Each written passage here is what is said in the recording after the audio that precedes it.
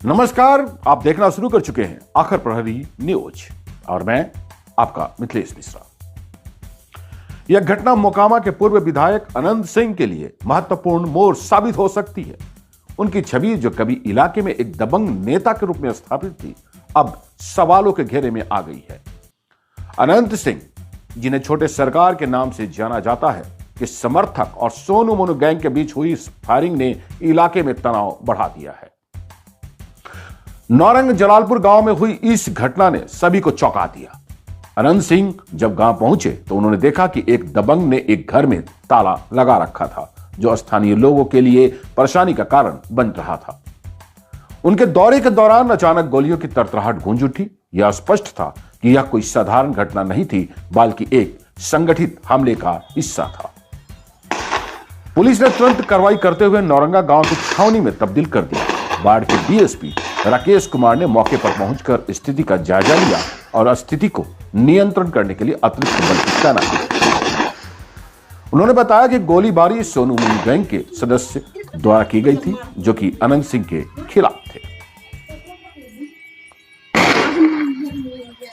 फिलहाल गांव में तनाव का अभी भी माहौल बना हुआ है। लोग डरे हुए हैं और अनंत सिंह के समर्थक भी चुपचाप स्थिति का आंकलन कर रहे थे।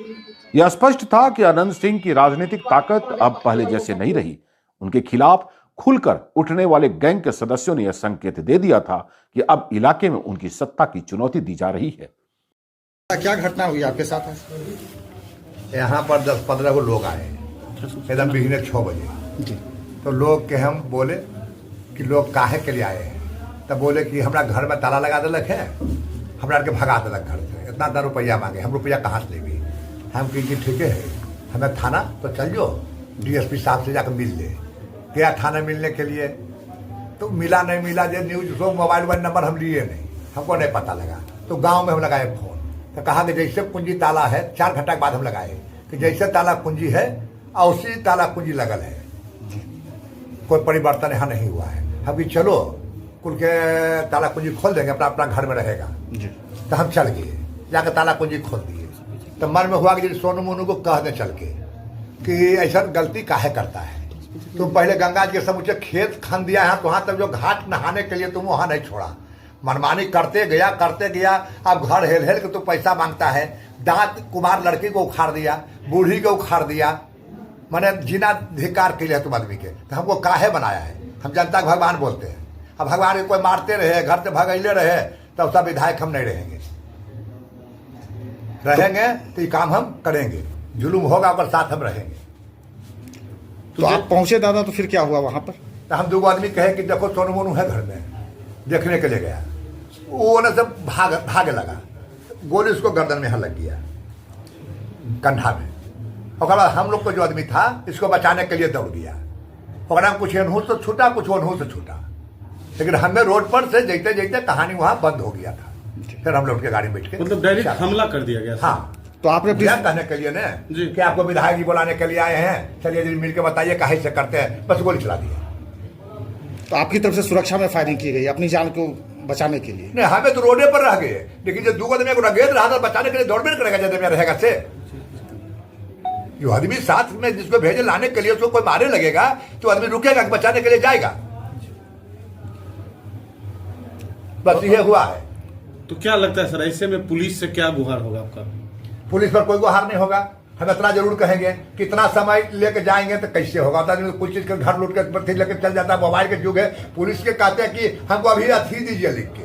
सोचो घर लूट रहा है रोड पर और मांगे अथी लिख के दीजिए, कोई कहे का तरीका नहीं है। तो दरोगा जी के बताइए कि एक कहानी दूसरा है कि थाना का काम है, वह से सगरो थाना रहता है। आज बहुत अप्रत्याशित दुर्भाग्यपूर्ण घटना हुई। मैं तो पटना हाईकोर्ट से काम करके आ रहा था, अब सूचना मिली कि आपके घर पर गोली चली है। चलिए भाई, विधायक जी गोली क्यों चलाए? हम लोग तो कुछ बिगाड़े उनका नहीं है। उसके बाद अंधाधुंध गोली चलाए, मेरी वाइफ की तरफ राइफल लेके गोली चलाई। जब वाइफ जो कर रही थी, इन्फॉर्मेंट वही है कि गाड़ी रोके, गाड़ी से निकले, राइफल लिए, तो हमको लगा कि मेरे यहाँ आए हैं तो स्वागत करेंगे, तो गोली चलाया। हवा फायरिंग पहले की, फिर दूसरी गोली चलाई मारने के नहीं से। अपने पोते के साथ किसी तरह गिर के बजड़ के इधर भाग के आ गई, बच गई। और झूठा हुआ लगाते हैं कि ये लोग हमारी हत्या करना, तो जानबूझ के हत्या करने के लिए आए थे। किसी तरह निर्वाचित मुखिया कुमारी उर्मिला सिन्हा की जान बची, ईश्वर की कृपा से उसकी जान बच गई है। क्या कारण है, क्या आपको क्या कारण सबसे बड़ी बात है कि इनकी पत्नी राजद से खड़ी हुई थी। उपचुनाव बाई इलेक्शन जो हुआ था मोकामा विधानसभा, जब इनकी सदस्यता बाबू अनंत सिंह की सदस्यता जब चली गई थी, तो उस समय हम एनडीए में खुलकर थे, क्योंकि लोकतंत्र कहीं भी रहेंगे, उसी का खेल रखे हुए। मतलब राजनीतिक प्रतिद्वंदिता। हाँ, राजनीतिक प्रतिद्वंदता ये क्यों कमा खा रहा है, ये हथियार क्यों नहीं उठाता है मेरे लिए, किसी की हत्या करवाना चाहते हैं। तो क्या नाम है आपका?